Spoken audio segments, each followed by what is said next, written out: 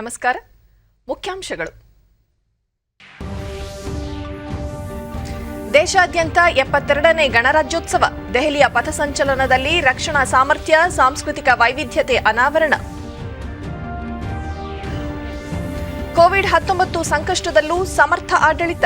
ಲಸಿಕೆ ಅಭಿವೃದ್ಧಿಯಿಂದ ಆತ್ಮನಿರ್ಭರ ಭಾರತ ಪರಿಕಲ್ಪನೆ ಸಾಕಾರ. ರಾಜ್ಯಪಾಲ ವಜುಭಾಯಿ ವಾಲಾ. ಕೃಷಿ ಕಾಯ್ದೆ ವಿರುದ್ಧ ಹಿಂಸಾರೂಪ ಪಡೆದ ರೈತರ ಟ್ರ್ಯಾಕ್ಟರ್ ಜಾಥಾ. ಕೆಂಪುಕೋಟೆ ಪ್ರದೇಶಕ್ಕೂ ಪ್ರತಿಭಟನಾಕಾರರ ಪ್ರವೇಶ. ಹಾಗೂ ದೇಶದಲ್ಲಿ ರಫ್ತು ಸಂಬಂಧಿತ ಚಟುವಟಿಕೆಗಳು ಚುರುಕು. ಸರಕು ಸಾಗಣೆ ವಲಯದಲ್ಲಿ 40% ಪ್ರಗತಿ. ಡಿವಿ ಸದಾನಂದಗೌಡ. ವಾರ್ತೆಗಳ ವಿವರ. ಭಾರತದಲ್ಲಿಂದು 72ನೇ ಗಣರಾಜ್ಯೋತ್ಸವ ದಿನದ ಸಂಭ್ರಮ. ರಾಷ್ಟ್ರಾದ್ಯಂತ ದೇಶಭಕ್ತಿಯೊಂದಿಗೆ ಈ ದಿನವನ್ನು ಆಚರಿಸಲಾಗುತ್ತಿದೆ. ರಾಷ್ಟ್ರದ ರಾಜಧಾನಿ ದೆಹಲಿಯ ರಾಜಪಥದಲ್ಲಿ ನಡೆದ ಪ್ರಧಾನ ಸಮಾರಂಭದಲ್ಲಿ ರಾಷ್ಟ್ರಪತಿ ರಾಮನಾಥ್ ಕೋವಿಂದ್ ಸೇನಾಪಡೆಗಳಿಂದ ಗೌರವ ವಂದನೆ ಸ್ವೀಕರಿಸಿದರು. ಉಪರಾಷ್ಟ್ರಪತಿ ಎಂ ವೆಂಕಯ್ಯನಾಯ್ಡು, ಪ್ರಧಾನಿ ನರೇಂದ್ರ ಮೋದಿ, ರಕ್ಷಣಾ ಸಚಿವ ರಾಜನಾಥ್ ಸಿಂಗ್ ಸೇರಿದಂತೆ ಮತ್ತಿತರ ಗಣ್ಯರು ಪಾಲ್ಗೊಂಡಿದ್ದರು.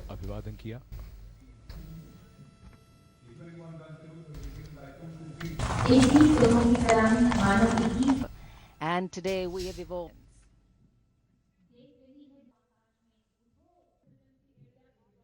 And now approaching the saluting ways, we have Bangladesh Armed Forces comprising soldiers to the voice of Mujibur, which has been multiplied by hundreds and thousands of his followers, played by the marching band. 1920 में किया था. जनवरी 1957 में भारतीय सेना में इसका विलय 1971 में कराची बंदरगाह पर 1971 के भारत पाकिस्तान युद्ध ಪಥಸಂಚಲನದಲ್ಲಿ ಭಾರತದ ರಕ್ಷಣಾ ಸಾಮರ್ಥ್ಯ, ಸಾಂಸ್ಕೃತಿಕ ವೈವಿಧ್ಯತೆ, ಸಾಮಾಜಿಕ ಮತ್ತು ಆರ್ಥಿಕ ಪ್ರಗತಿಯ ಅನಾವರಣವಾಯಿತು. ಕರ್ನಾಟಕ ಸೇರಿದಂತೆ 17 ರಾಜ್ಯ ಮತ್ತು ಕೇಂದ್ರಾಡಳಿತ ಪ್ರದೇಶಗಳು ಹಾಗೂ ವಿವಿಧ ಸಚಿವಾಲಯಗಳ ಒಟ್ಟು 32 ಸ್ತಬ್ಧ ಚಿತ್ರಗಳು ಈ ಪರೇಡ್ನ ಆಕರ್ಷಣೆಯ ಕೇಂದ್ರಬಿಂದುವಾಗಿದ್ದವು. पूर्वक करके दुनिया भर Going fast, the salute. चाहे कैसी भी प्रति and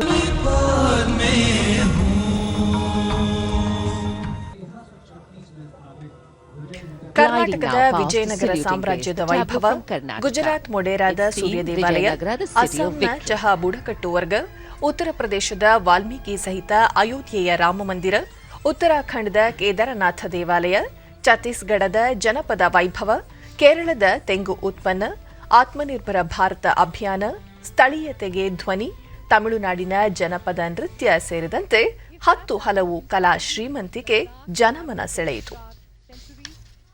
By King Bhim of the Chalukya, and this is the Tippani dance from Saurashtra. चट्टानों से The tableau shows the temple of Lord Kedar, which is one of the 12 Jyotirling.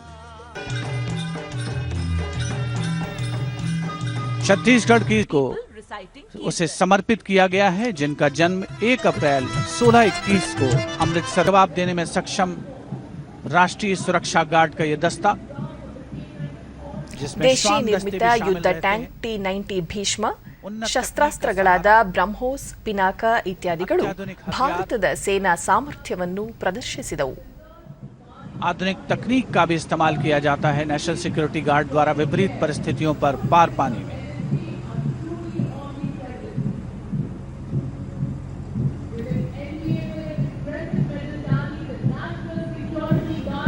देश प्रेम के रंगों से ओतप्रोत राजपथ पर गुजरती हुई गणतंत्र दिवस की भव्य परेड, जब हम आजादी का जश्न मना रहे हैं और ಇದಕ್ಕೂ ಮುನ್ನ ಪ್ರಧಾನಿ ನರೇಂದ್ರ ಮೋದಿ ಯುದ್ಧ ಸ್ಮಾರಕಕ್ಕೆ ಭೇಟಿ ನೀಡಿ ಹುತಾತ್ಮ ಯೋಧರ ಸ್ಮಾರಕಕ್ಕೆ ಪುಷ್ಪ ನಮನ ಸಲ್ಲಿಸಿದರು.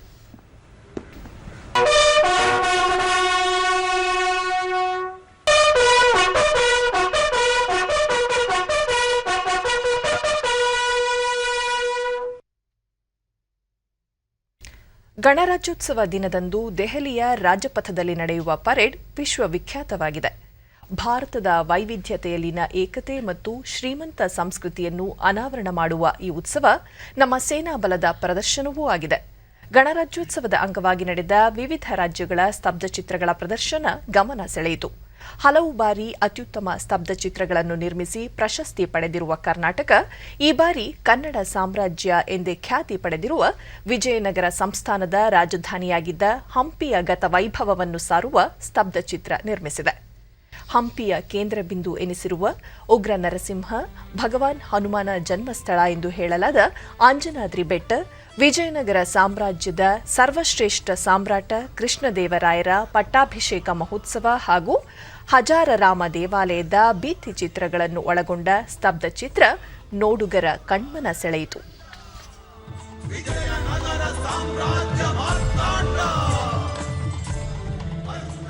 The Vijayanagara Empire was based in the Deccan Plateau region of South India, founded in 1336 by the brothers Harihara and Bukka. The capital of Vijayanagara Empire was Hampi. In fact, the rule was treated as a golden era in the history.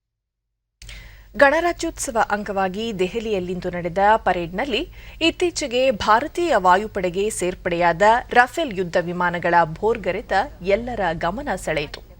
Vertical Charlie ವಿನ್ಯಾಸದಲ್ಲಿ ಹಾರಾಟ ನಡೆಸಿದ ಈ ಯುದ್ಧ ವಿಮಾನಗಳೊಂದಿಗೆ 2 Jaguar ಮತ್ತು 2 MiG-29 ವಿಮಾನಗಳು ತಮ್ಮ ಸಾಮರ್ಥ್ಯ ಪ್ರದರ್ಶಿಸಿದವು. 300 metre ಎತ್ತರದಲ್ಲಿ ಪ್ರತಿ ಗಂಟೆಗೆ 780 ಕಿಲೋಮೀಟರ್ ವೇಗದಲ್ಲಿ ಹಾರಾಟ ನಡೆಸಿ ರೂಪಿಸಿದ ಏಕಲವ್ಯ ವಿನ್ಯಾಸ ಗಮನ ಸೆಳೆಯಿತು.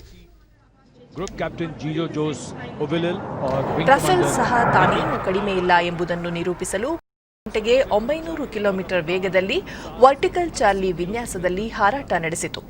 ಕಳೆದ ವರ್ಷ ಸೆಪ್ಟೆಂಬರ್ನಲ್ಲಿ 5 ರಫೇಲ್ ಅತ್ಯಾಧುನಿಕ ಯುದ್ಧ ವಿಮಾನಗಳು ಭಾರತೀಯ ವಾಯುಪಡೆಗೆ ಸೇರ್ಪಡೆಯಾಗುವ ಮೂಲಕ ಭಾರತದ ವಾಯುಬಲದ ಬಲವರ್ಧನೆ ಮಾಡಿದವು.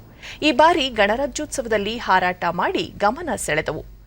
ಇನ್ನು ತ್ರಿನೇತ್ರ ವಿನ್ಯಾಸ ರೂಪಿಸಿದ 3 ಸುಖೋಯ್ 30 MKI ವಿಮಾನಗಳು ಹಾರಿ ಬಂದು ವಿವಿಧ ದಿಕ್ಕಿನತ್ತ ಹಾರಿ ರೂಪಿಸಿದ ಈ ಉಕ್ಕಿನ ಹಕ್ಕಿಗಳ ವಿನ್ಯಾಸ ಜನರ ಮನಸೂರೆಗೊಂಡಿತು. 72ನೇ ಗಣರಾಜ್ಯೋತ್ಸವದ ಅಂಗವಾಗಿ ರಾಜ್ಯಪಾಲ ವಜೂಭಾಯಿ ವಾಲಾ ಬೆಂಗಳೂರಿನ ಮಾಣಿಕ್ ಷಾ ಪರೇಡ್ ಮೈದಾನದಲ್ಲಿ ಧ್ವಜಾರೋಹಣ ನೆರವೇರಿಸಿ ಗೌರವ ವಂದನೆ ಸ್ವೀಕರಿಸಿದರು. ಮುಖ್ಯಮಂತ್ರಿ ಬಿಎಸ್ ಯಡಿಯೂರಪ್ಪ, ಗೃಹ ಸಚಿವ ಬಸವರಾಜ ಬೊಮ್ಮಾಯಿ ಸೇರಿದಂತೆ ಹಲವು ಗಣ್ಯರು ಸಮಾರಂಭದಲ್ಲಿ ಭಾಗವಹಿಸಿದ್ದರು.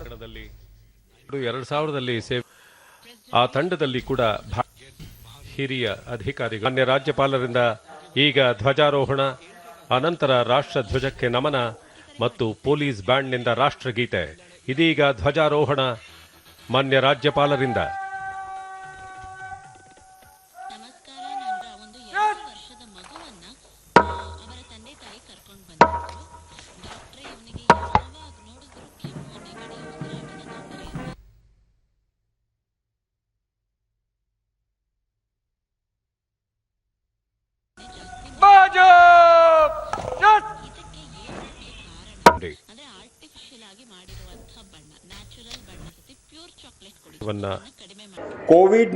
ನಂತರ ವಜೂಭಾಯಿ ವಾಲಾ ಮಹತ್ವಾಕಾಂಕ್ಷಿ ಯೋಜನೆಯಾಗಿರುವ ಆತ್ಮನಿರ್ಭರ ಭಾರತದ ಸಂಕೇತವಾಗಿ 2 ಕೋವಿಡ್-19 ಲಸಿಕೆಗಳನ್ನು ಅಭಿವೃದ್ಧಿಪಡಿಸಿರುವುದು ದೇಶಕ್ಕೆ ಹೆಮ್ಮೆಯ ಸಂಗತಿಯಾಗಿದೆ. ರಾಜ್ಯ ಸರ್ಕಾರ ಕೋವಿಡ್-19 ಸಂಕಷ್ಟದ ಸಂದರ್ಭದಲ್ಲೂ ಸಮರ್ಥ ಆಡಳಿತ ನೀಡಿದೆ. ಪೊಲೀಸರು, ವೈದ್ಯರು, ದಾದಿಯರು ಸೇರಿದಂತೆ ಹಲವರು ತಮ್ಮ ಜೀವದ ಹಂಗು ತೊರೆದು ಸೇವೆ ಸಲ್ಲಿಸಿದ್ದಾರೆ ಎಂದು ತಿಳಿಸಿದರು. ರಾಜ್ಯ ಮತ್ತು ಕೇಂದ್ರ ಸರ್ಕಾರ ರೈತರ ಹಿತದೃಷ್ಟಿಯಿಂದ ಹಲವು ಮಹತ್ವದ ಯೋಜನೆಗಳನ್ನು ಕೈಗೊಂಡಿದ್ದು ಕೃಷಿ ಪೂರಕ ಯೋಜನೆಗಳಿಗೆ ಒತ್ತು ನೀಡಿದೆ. ಕೋವಿಡ್-19 ಬಿಕ್ಕಟ್ಟಿನ ಸಮಯದಲ್ಲಿ ರೈತರು, ಅಸಂಘಟಿತ ವಲಯದ ಕಾರ್ಮಿಕರು, ನೇಕಾರರು ಒಳಗೊಂಡಂತೆ 63,59,000 ಫಲಾನುಭವಿಗಳಿಗೆ 5,372 ಕೋಟಿ ರೂಪಾಯಿ ಆರ್ಥಿಕ ನೆರವು ನೀಡಿದೆ ಎಂದರು. ತೋಟಗಾರಿಕಾ ಬೆಳೆಗಾರರಿಗೆ 107 ಕೋಟಿ ರೂಪಾಯಿ ನೆರವು ನೀಡಲಾಗಿದ್ದು, ಬಿಡದಿಯಲ್ಲಿ 210 ಕೋಟಿ ರೂಪಾಯಿ ವೆಚ್ಚದಲ್ಲಿ ತ್ಯಾಜ್ಯದಿಂದ ಇಂಧನ ಉತ್ಪಾದಿಸುವ ಯೋಜನೆ ಕೈಗೆತ್ತಿಕೊಂಡಿದ್ದು, ಪೊಲೀಸ್ ಪಡೆಯಲ್ಲಿ ಮಹಿಳಾ ಮೀಸಲಾತಿಯನ್ನು 25% ಹೆಚ್ಚಿಸಿದೆ. 2021ರ ಜನವರಿ 16ರಂದು ಪೊಲೀಸ್ ಗೃಹ ಯೋಜನೆಯಡಿ 10,000 ವಸತಿ ಗೃಹಗಳನ್ನು ನಿರ್ಮಿಸಲು ಉದ್ದೇಶಿಸಲಾಗಿದೆ ಎಂದು ತಿಳಿಸಿದರು. कर्नाटक डिजिटल इकोनॉमी मिशन शुरू किया गया है. सरकार ने बेंगलुरु से बाहर आईटी को बढ़ावा देने पर विशेष ध्यान देते हुए नई आईटी नीति 2020-25 की ನಾವೀನ್ಯತೆಗೆ घोषणा ಉತ್ತೇಜನ की। ನೀಡುವ ಸಲುವಾಗಿ ಕರ್ನಾಟಕ ನಾವೀನ್ಯತಾ ಪ್ರಾಧಿಕಾರವನ್ನು ಸ್ಥಾಪಿಸಲಾಗಿದೆ. ಖಾಸಗಿ ಸಹಭಾಗಿತ್ವದಲ್ಲಿ ನಾವೀನ್ಯತೆಗೆ ಹಾಗೂ ಹೂಡಿಕೆಯನ್ನು ಉತ್ತೇಜಿಸಲು ಕರ್ನಾಟಕ ಡಿಜಿಟಲ್ ಎಕಾನಮಿ ಮಿಷನ್ ಆರಂಭಿಸಲಾಗಿದೆ ಎಂದರು. ಈ ಸಂದರ್ಭದಲ್ಲಿ ಹಲವು ಕಲಾ ತಂಡಗಳಿಂದ ಸಾಂಸ್ಕೃತಿಕ ಕಾರ್ಯಕ್ರಮಗಳು ನಡೆದವು. ನೀಡುವ ಕೋರಿಕೆಯನ್ನು ಮಂಡಿಸುತ್ತಾರೆ.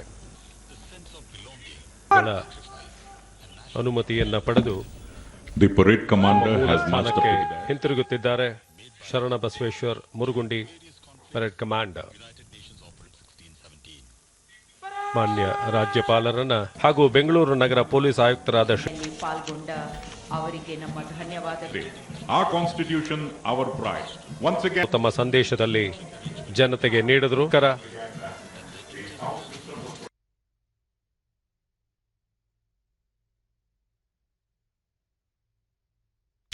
ರಾಜ್ಯದ ವಿವಿಧ ಜಿಲ್ಲೆಗಳಲ್ಲಿ 72ನೇ ಗಣರಾಜ್ಯೋತ್ಸವವನ್ನು ಕೋವಿಡ್-19 ಮುಂಜಾಗ್ರತಾ ಕ್ರಮಗಳ ಪಾಲನೆಯೊಂದಿಗೆ ಸರಳವಾಗಿ ಆಚರಿಸಲಾಯಿತು. ಮೈಸೂರಿನಲ್ಲಿ ಜಿಲ್ಲಾ ಉಸ್ತುವಾರಿ ಸಚಿವ ಎಸ್ಟಿ ಸೋಮಶೇಖರ್ ಧ್ವಜಾರೋಹಣ ನೆರವೇರಿಸಿ ಗೌರವ ವಂದನೆ ಸ್ವೀಕರಿಸಿದರು. ಸಮಾರಂಭದಲ್ಲಿ ಸಂಸದ ಪ್ರತಾಪ್ ಸಿಂಹ ಸೇರಿದಂತೆ ಅನೇಕ ಗಣ್ಯರು ಉಪಸ್ಥಿತರಿದ್ದರು.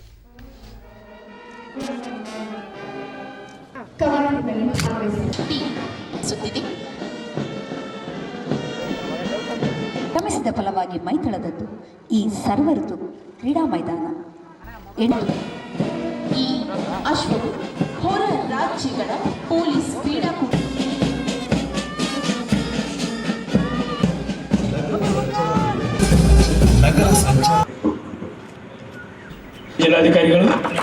ಬೆಳಗಾವಿಯ ಜಿಲ್ಲಾ ಕ್ರೀಡಾಂಗಣದಲ್ಲಿ ಉಸ್ತುವಾರಿ ಸಚಿವ ರಮೇಶ್ ಜಾರಕಿಹೊಳಿ ಧ್ವಜಾರೋಹಣ ನೆರವೇರಿಸಿ ಗೌರವ ವಂದನೆ ಸ್ವೀಕರಿಸಿದರು. ನಾಗರಿಕ ಪೊಲೀಸ್ ತುಕಡಿ, ಸಂಚಾರಿ ಪೊಲೀಸ್ ತುಕಡಿ, ಕೆಎಸ್ಆರ್ಪಿ 2ನೇ ಪಡೆ ಯಶಸ್ವಿಗೊಳಿಸಿದ್ದಕ್ಕಾಗಿ ಈ ಮಹಿಳೆಯರಿಗೆ ಪ್ರಮಾಣ ಪತ್ರ ವಹಿಸಿಕೊಂಡಿರುವ ಜಿಲ್ಲಾಧಿಕಾರಿಗಳಾದ ಬಳ್ಳಾರಿಯ ಜಿಲ್ಲಾ ಕ್ರೀಡಾಂಗಣದಲ್ಲಿ ಸಚಿವ ಆನಂದ್ ಸಿಂಗ್ ಧ್ವಜಾರೋಹಣ ನೆರವೇರಿಸಿದರು. ಪೊಲೀಸ್ ಗೃಹ ರಕ್ಷಕ ದಳ, ಪೌರ ರಕ್ಷಣೆ ಪಡೆ ಸೇರಿದಂತೆ 8 ತುಕಡಿಗಳಿಂದ ಪಥಸಂಚಲನ ನಡೆಯಿತು.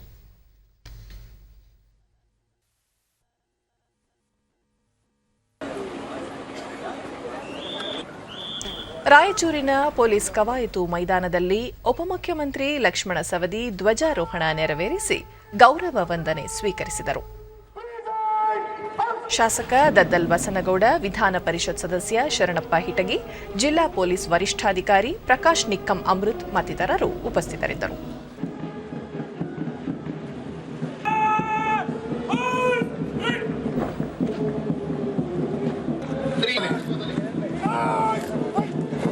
ಅರಣ್ಯ ಇಲಾಖೆ ಪೊಲೀಸ್ ಠಾಣೆ ಇವರ ನಾಯಕತ್ವದಲ್ಲಿ ಡಿಎಆರ್ ಸಿಬ್ಬಂದಿಗಳ ತುಕಡಿ, ಅಗ್ನಿಶಾಮಕ ಠಾಣಾಧಿಕಾರಿ ಆಯಿತು.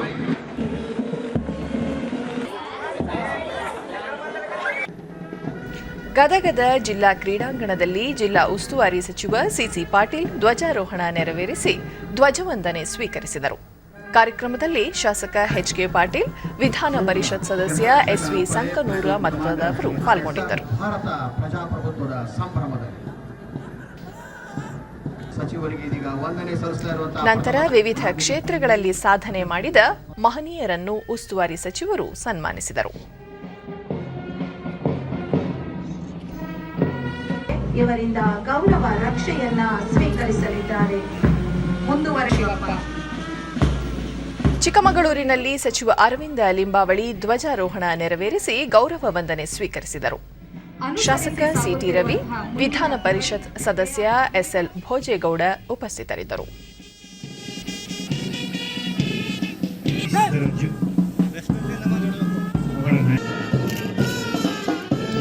ಚಾಮರಾಜನಗರ ಅಂಬೇಡ್ಕರ್ ಜಿಲ್ಲಾ ಕ್ರೀಡಾಂಗಣದಲ್ಲಿ ಉಸ್ತುವಾರಿ ಸಚಿವ ಎಸ್ ಸುರೇಶ್ ಕುಮಾರ್ ಧ್ವಜಾರೋಹಣ ನೆರವೇರಿಸಿ ಗೌರವ ವಂದನೆ ಸ್ವೀಕರಿಸಿದರು.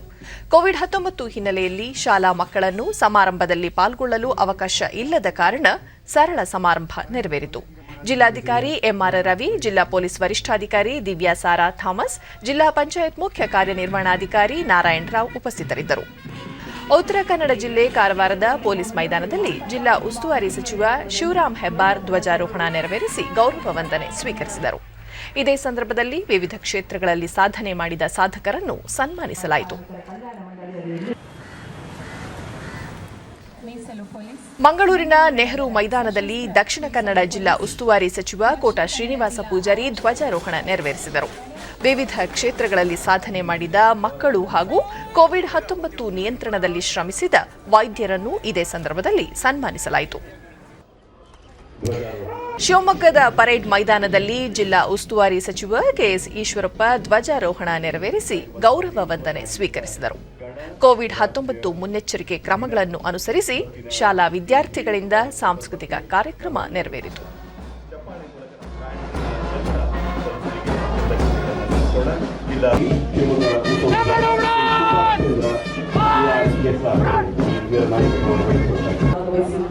ದ್ವಿತೀಯ ಸ್ಥಾನವನ್ನು ಗಳಿಸಿರುತ್ತಾರೆ. ನಿರ್ಮಲಾ ಸುಭಾಷ್ ಕೊಡ್ಲಿಕರ್ ಯೋಗ.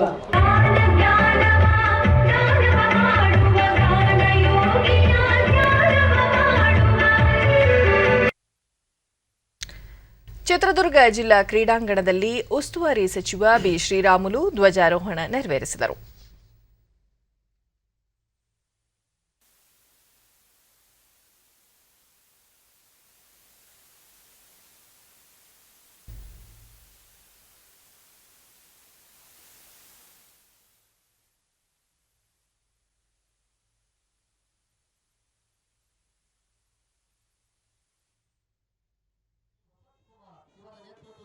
ಸನ್ಮಾನ್ಯ ಸಚಿವರಿಗೆ ಸನ್ಮಾನವನ್ನು ಪಡೆದಂತಹ ಎಲ್ಲ ಮಹಾನ್ ವ್ಯಕ್ತಿಗಳಿಗೆ ಜಿಲ್ಲಾ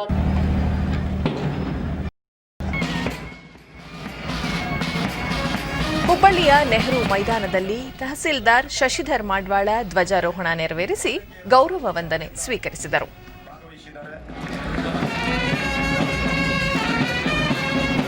ಕುಮಾರಿ ಅನುಷಾ ಮುಂದಾಳತ್ವದಲ್ಲಿ ಹೋಗ್ತಾ ಇದೆ.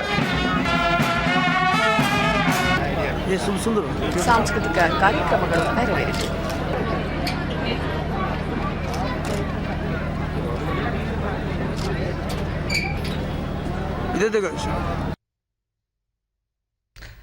ಕೃಷಿ ಕಾಯ್ದೆ ತಿದ್ದುಪಡಿ ಹಿಂಪಡೆಯುವಂತೆ ಆಗ್ರಹಿಸಿ ದೆಹಲಿಯಲ್ಲಿ ರೈತರು ನಡೆಸುತ್ತಿರುವ ಹೋರಾಟವನ್ನು ಬೆಂಬಲಿಸಿ ರಾಜ್ಯದ ವಿವಿಧೆಡೆಯಿಂದ ಆಗಮಿಸಿರುವ ರೈತರು ಟ್ರ್ಯಾಕ್ಟರ್ ರ್ಯಾಲಿ ನಡೆಸುತ್ತಿದ್ದಾರೆ.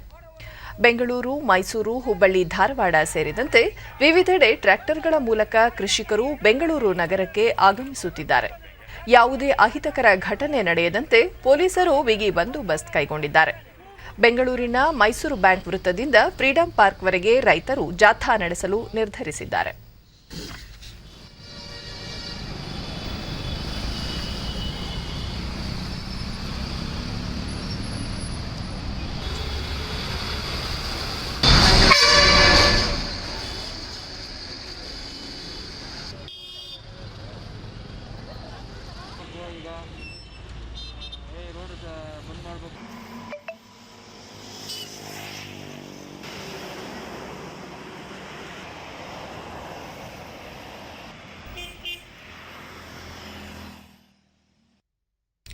ಕೃಷಿ ಕಾಯ್ದೆ ವಿರುದ್ಧ ಇಂದು ದೆಹಲಿಯಲ್ಲಿ ಟ್ರ್ಯಾಕ್ಟರ್ ರ್ಯಾಲಿ ಹಮ್ಮಿಕೊಂಡಿದ್ದ ರೈತ ಸಂಘಟನೆಗಳು ತಮಗೆ ಅನುಮತಿಸಲಾಗಿದ್ದ ಸಮಯಕ್ಕೂ ಮುನ್ನ ಎಲ್ಲ ನಿರ್ಬಂಧ ಉಲ್ಲಂಘಿಸಿ ಹಿಂಸಾಚಾರಕ್ಕೆ ಇಳಿದ ಘಟನೆ ನಡೆದಿದೆ.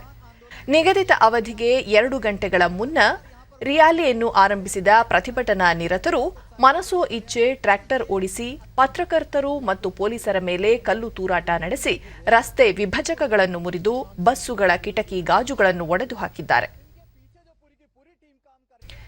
ದೆಹಲಿ ಪೊಲೀಸರು ಟ್ರ್ಯಾಕ್ಟರ್ ರ್ಯಾಲಿಗೆ ಸೂಚಿಸಿದ್ದ ಮಾರ್ಗವನ್ನು ಬಿಟ್ಟು ಬೇರೆ ಮಾರ್ಗವಾಗಿ ಸಾಗಿದ ರೈತ ಪ್ರತಿಭಟನಾಕಾರರಿಗೆ ಶಾಂತಿ ಕಾಪಾಡುವಂತೆ ಪೊಲೀಸರು ಮನವಿ ಮಾಡಿದರೂ ಪ್ರತಿಭಟನಾ ನಿರತರು ಕಲ್ಲು ತೂರಾಟ ನಡೆಸಿ ಕಬ್ಬಿಣದ ಸರಳುಗಳನ್ನು ಹಿಡಿದು ದಾಳಿಗೆ ಇಳಿದಾಗ ಪೊಲೀಸರು ಅಶ್ರುವಾಯು ಸಿಡಿಸಿ ಲಾಠಿ ಪ್ರಹಾರ ನಡೆಸಿ ಪರಿಸ್ಥಿತಿಯನ್ನು ನಿಯಂತ್ರಿಸಲು ಮುಂದಾದರು.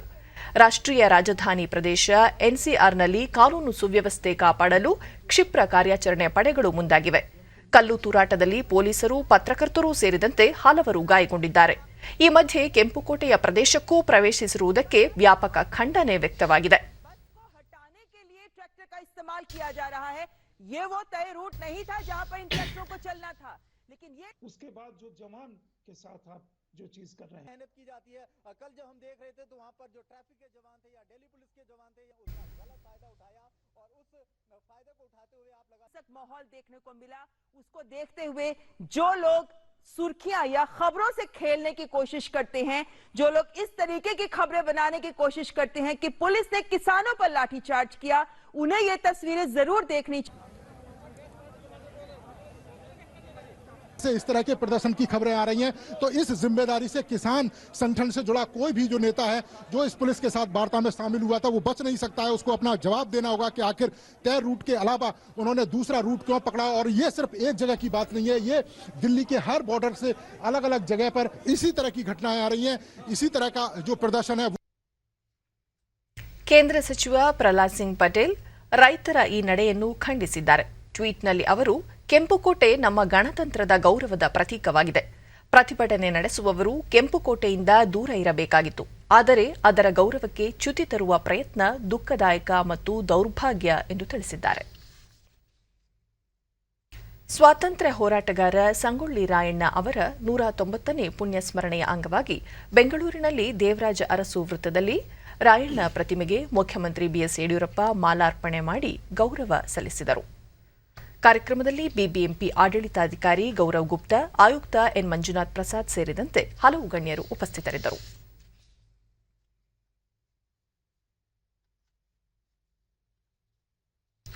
ಕೊರೋನಾ ಬಿಕ್ಕಟ್ಟಿನಿಂದ ಬಹುತೇಕ ವಲಯಗಳು ಆರ್ಥಿಕ ಮುಗ್ಗಟ್ಟಿಗೆ ಒಳಗಾಗಿರುವುದರಿಂದ ಪ್ರಧಾನಿ ನರೇಂದ್ರ ಮೋದಿ ನೇತೃತ್ವದ ಸರ್ಕಾರ ಹಲವು ಪರಿಹಾರ ಕ್ರಮಗಳನ್ನು, ಯೋಜನೆಗಳನ್ನು ಕೈಗೊಂಡಿದೆ ಎಂದು ಕೇಂದ್ರ ರಾಸಾಯನಿಕ ಮತ್ತು ರಸಗೊಬ್ಬರ ಖಾತೆ ಸಚಿವ ಡಿವಿ ಸದಾನಂದಗೌಡ ದಕ್ಷಿಣ ಕನ್ನಡ ಜಿಲ್ಲೆಯ ಸುಳ್ಯದಲ್ಲಿ ತಿಳಿಸಿದ್ದಾರೆ. ರಫ್ತು ಸಂಬಂಧಿತ ಚಟುವಟಿಕೆಗಳು ಚುರುಕುಗೊಂಡಿದ್ದು, ಸರಕು ಸಾಗಣೆ ಕಾರ್ಯಗಳಲ್ಲಿ 40%ಕ್ಕೂ ಹೆಚ್ಚು ಪ್ರಗತಿ ಸಾಧ್ಯವಾಗಿದೆ. ಇದು ಕೃಷಿ ವಲಯಕ್ಕೆ ಪೂರಕವಾಗಿದೆ ಎಂದರು. ಸಾಧ್ಯ ಆಗುವುದಿಲ್ಲ, ಅದನ್ನು ನಾವು ಸರಿ ಮಾಡುವಂತ ಕೆಲಸ ಕಾರ್ಯಗಳನ್ನು ಮಾಡ್ತೀವಿ. ಯಾವ ಪ್ರೊಡಕ್ಷನ್ ನಾವು ಇಂಪೋರ್ಟ್ ಮಾಡ್ತೀವ ಅವರಿಗೆ ಲೋಡಿಂಗ್ ಅನ್ಲೋಡಿಂಗ್ ಅಲ್ಲಿ ಯಾವುದೋ ಒಂದು ನಿಮ್ಮ ಪೋರ್ಟ್ನಲ್ಲಿ ಬೇಕಾದಂಥ ಜನಗಳು ಸಿಕ್ಕುವುದಿಲ್ಲ. ಇಂಥ ಸಂದರ್ಭದಲ್ಲಿ ಕೂಡ 40% ಹೆಚ್ಚು ಉತ್ಪಾದನೆಯನ್ನು ಮಾಡುವುದರ ಮುಖಾಂತರ, ಲಾಜಿಸ್ಟಿಕ್ಸ್ ಟ್ರಾನ್ಸ್ಪೋರ್ಟ್ ಮಾಡೋದರ ಮುಖಾಂತರ, ರೈತರಿಗೆ ಸಕಾಲಕ್ಕೆ ಅದನ್ನು ಕೊಡುವುದರ ಮುಖಾಂತರ ಹೇಗೆ ನರೇಂದ್ರ ಮೋದಿಯವರ ಆ ಒಂದು ಆಡಳಿತ ಯಶಸ್ವಿ ಆಯಿತು ಅಂತ ಹೇಳಿದ್ರೆ ಅದಕ್ಕೆ ಹೇಳೋದು ಅದರಲ್ಲಿ ವೃತ್ತಿಪರತೆ ಮತ್ತು ಕ್ರಿಯಾಶೀಲತೆ ಇತ್ತು. ಆ ಎರಡರಿಂದ ಇದು ಯಶಸ್ವಿ ಆಗಿದೆ ಅಂತ ಹೇಳಿ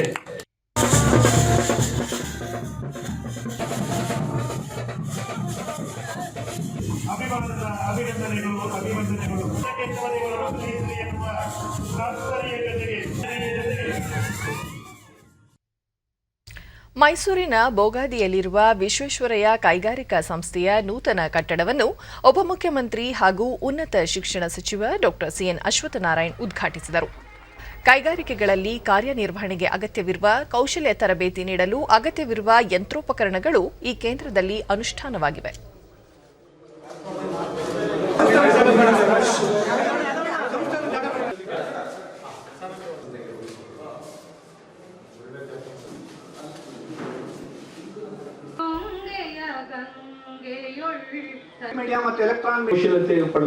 ಬಳಿಕ ಡಾ ಸಿಎನ್ ಅಶ್ವತ್ಥನಾರಾಯಣ್ ಉದ್ಯೋಗಕ್ಕೆ ಅಗತ್ಯವಿರುವ ಕೌಶಲ್ಯಗಳನ್ನು ನೀಡುವಂತಹ ತಾಂತ್ರಿಕ ಕೋರ್ಸ್ಗಳಿಗೆ ಹೆಚ್ಚಿನ ಆದ್ಯತೆ ನೀಡಲಾಗುವುದು ಎಂದರು. ಕೌಶಲ್ಯಯುತ ಮಾನವ ಸಂಪನ್ಮೂಲ ಇರದೆ ಯಾವ ಕೈಗಾರಿಕೆಯೂ ಸಮರ್ಥವಾಗಿ ಕಾರ್ಯನಿರ್ವಹಿಸಲು ಸಾಧ್ಯವಿಲ್ಲ. ಕೌಶಲ್ಯ ತರಬೇತಿಗೆ 150 ಸಾಮಾನ್ಯ ಸೌಲಭ್ಯ ಕೇಂದ್ರ ಕಾರ್ಯಾರಂಭ ಮಾಡಲು ಟಾಟಾ ಟೆಕ್ನಾಲಜೀಸ್ ಸಂಸ್ಥೆಯ ಜೊತೆ ಒಡಂಬಡಿಕೆ ಮಾಡಿಕೊಳ್ಳಲಾಗಿದೆ ಎಂದರು. ಇತ್ತೀಚಿನ ತಂತ್ರಜ್ಞಾನ ಆಧಾರಿತ ಸಾಧನ ಯಂತ್ರಗಳನ್ನು ಸ್ಥಾಪಿಸಲು ಈ 150 ಸಾಮಾನ್ಯ ಸೌಲಭ್ಯ ಕೇಂದ್ರಗಳಿಗೆ 7,500 ಚದರದ ಅಡಿ ಪ್ರತ್ಯೇಕ ಕಾರ್ಯಾಗಾರ ಸ್ಥಳಾವಕಾಶ ನೀಡಲಾಗುವುದು ಎಂದು ಅಶ್ವಥ್ ನಾರಾಯಣ್ ವಿವರಿಸಿದರು.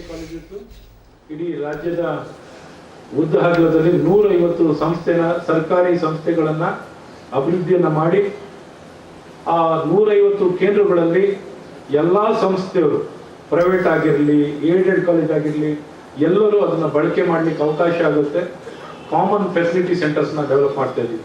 ಈ ಕಾಮನ್ ಫೆಸಿಲಿಟಿ ಸೆಂಟರ್ಸ್ನಲ್ಲಿ ಎಲ್ಲರೂ ಉಪಯೋಗಿಸ್ಕೊಳ್ಳಿಕ್ಕೆ ಅವಕಾಶವನ್ನು ಮಾಡಿಕೊಟ್ಟು ಪ್ಲಸ್ 200 ಕೋಟಿ ಅಡಿಷನಲ್ ಆಗಿ ಖರ್ಚು ಮಾಡಿ ಅದಕ್ಕೆ ಬೇಕಾಗಿರುವಂಥ ಒಂದು ಲ್ಯಾಬ್ ಅಥವಾ ಒಂದು ಶೆಡ್ ಅಥವಾ ಸ್ಟ್ರಕ್ಚರ್ ವರ್ಕ್ಶಾಪ್ನ ಕನ್ಸ್ಟ್ರಕ್ಷನ್ ಮಾಡ್ತಾ ಇದ್ದೀವಿ. ಒಂದೊಂದು ಬೆಂಗಳೂರಿನ ದೂರದರ್ಶನ ಕೇಂದ್ರದಲ್ಲಿಂದು ನಡೆದ 72ನೇ ಗಣರಾಜ್ಯೋತ್ಸವ ಕಾರ್ಯಕ್ರಮದಲ್ಲಿ ದಕ್ಷಿಣ ವಲಯದ ಮುಖ್ಯಸ್ಥರಾದ ವಿ ರಮಾಕಾಂತ್ ಧ್ವಜಾರೋಹಣ ನೆರವೇರಿಸಿದರು.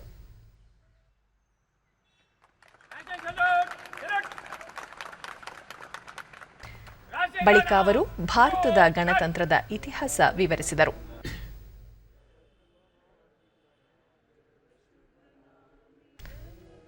ದೂರದರ್ಶನ ಕೇಂದ್ರದ ಹಿರಿಯ ಅಧಿಕಾರಿಗಳು ಸಿಬ್ಬಂದಿ ಪಾಲ್ಗೊಂಡಿದ್ದರು. Colonial rule, colonial monarchy, and under the India Independence Act, because that's time when we didn't have a constitution. And even when we have attained independence on 15th of August 1947, prior to that, in late 1929, the Britishers still wanted to divide and rule us. As a result, in 1929, they wanted to bring India under the dominion of the Great Britain, who ruled us for nearly about 200 odd years. Talk about Atmanirbhar Bharat. Self reason why, since we are independent and we have a constitution. ಅಯೋಧ್ಯೆಯಲ್ಲಿಂದು ಸಾಂಕೇತಿಕವಾಗಿ ಮಸೀದಿ ನಿರ್ಮಾಣ ಕಾರ್ಯಕ್ಕೆ ಚಾಲನೆ ದೊರೆತಿದೆ. ಅಯೋಧ್ಯೆ ಜಿಲ್ಲೆಯ ಧನಿಪುರ್ ಗ್ರಾಮದಲ್ಲಿ ನೀಡಲಾಗಿರುವ ಜಾಗದಲ್ಲಿ ಮಸೀದಿ ನಿರ್ಮಾಣಕ್ಕಾಗಿ ರಚಿಸಲಾಗಿರುವ ಭಾರತ ಇಸ್ಲಾಮಿಕ್ ಸಾಂಸ್ಕೃತಿಕ ಪ್ರತಿಷ್ಠಾನ ಇಂದು ನಿರ್ಮಾಣ ಕಾಮಗಾರಿಯನ್ನು ಆರಂಭಿಸಿತು. ಗಣರಾಜ್ಯೋತ್ಸವದ ಸಂದರ್ಭದಲ್ಲಿ ಪ್ರತಿಷ್ಠಾನದ 9 ಸದಸ್ಯರು ತ್ರಿವರ್ಣ ಧ್ವಜಾರೋಹಣ ನೆರವೇರಿಸಿದರು ಮತ್ತು ಸುಪ್ರೀಂ ಕೋರ್ಟ್ ನಿರ್ದೇಶನದಂತೆ ಮಸೀದಿ ನಿರ್ಮಾಣಕ್ಕಾಗಿ ಮಂಜೂರು ಮಾಡಿರುವ ಜಮೀನಿನಲ್ಲಿ ಸಸಿ ನೆಡುವ ಕಾರ್ಯಕ್ರಮದಲ್ಲಿ ಭಾಗಿಯಾದರು. ಭಾರತ ಇಸ್ಲಾಮಿಕ್ ಸಾಂಸ್ಕೃತಿಕ ಪ್ರತಿಷ್ಠಾನದ ಅಧ್ಯಕ್ಷ ಫಾರೂಕಿ ಮಂಜೂರಾಗಿರುವ ಜಮೀನಿನಲ್ಲಿ ಮಸೀದಿಯ ಜೊತೆಗೆ ಒಂದು ಸಮುದಾಯ ಪಾಕಶಾಲೆ, ಸಂಶೋಧನಾ ಕೇಂದ್ರ, ಗ್ರಂಥಾಲಯವನ್ನು ನಿರ್ಮಾಣ ಮಾಡಲಾಗುವುದು ಎಂದು ತಿಳಿಸಿದ್ದಾರೆ. ದೇಶದಲ್ಲಿ ಕೋವಿಡ್-19 ಸೋಂಕು ಪ್ರಕರಣಗಳ ಸಂಖ್ಯೆಯಲ್ಲಿ ಗಣನೀಯ ಇಳಿಕೆ ಕಂಡುಬಂದಿದೆ. ಕಳೆದ 24 ಗಂಟೆಗಳಲ್ಲಿ ಹೊಸದಾಗಿ 9,102 ಕೊರೋನಾ ಸೋಂಕು ಪ್ರಕರಣಗಳು ದೃಢಪಟ್ಟಿವೆ. ಇದರೊಂದಿಗೆ ಕೋವಿಡ್-19 ಸೋಂಕಿತ ಪ್ರಕರಣಗಳ ಒಟ್ಟು ಸಂಖ್ಯೆ 1,76,838ಕ್ಕೆ ಏರಿಕೆಯಾಗಿದೆ. ದೇಶದಲ್ಲಿ ಒಟ್ಟು 1,77,266 ಸಕ್ರಿಯ ಪ್ರಕರಣಗಳಿದ್ದು, ಈ ಪ್ರಮಾಣ ಶೇಕಡ1.66ಕ್ಕೆ ಇಳಿಕೆಯಾಗಿದೆ. ಇದುವರೆಗೂ ಒಟ್ಟು 1,03,45,985 ಮಂದಿ ಗುಣಮುಖರಾಗಿದ್ದು, ಚೇತರಿಕೆ ದರ ಶೇಕಡ96.90ಯಲ್ಲಿದ್ದು, ಈವರೆಗೆ 1,53,587 ಮಂದಿ ಸಾವನ್ನಪ್ಪಿದ್ದು, ಮರಣ ಪ್ರಮಾಣ ಶೇಕಡ1.44ರಷ್ಟಿದೆ. ಕೋವಿಡ್-19 ಲಸಿಕೆ ಅಭಿಯಾನ ಆರಂಭವಾದ ದಿನದಿಂದ ಇದುವರೆಗೆ ದೇಶಾದ್ಯಂತ ಒಟ್ಟು 20,23,809 ಮಂದಿ ಲಸಿಕೆ ಪಡೆದುಕೊಂಡಿದ್ದಾರೆ.